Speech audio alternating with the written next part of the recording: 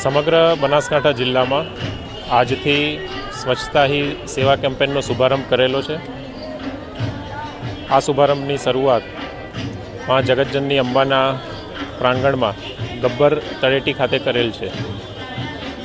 આ વર્ષે સ્વચ્છતા કેમ્પેનની થીમ સ્વભાવ સ્વચ્છતા અને સંસ્કાર સ્વચ્છતા છે.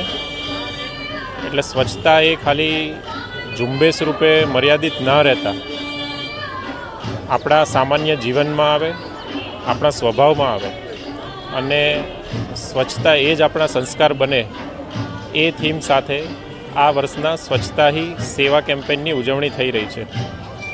હું મારા બનાસકાંઠા જિલ્લાના સૌ નાગરિકોને અપીલ કરું છું કે ગમે ત્યાં બહાર આપણે રસ્તામાં કચરો ના ફેંકીએ, કચરો હંમેશા કચરા પેટીમાં જ નાખીએ અને જે રીતે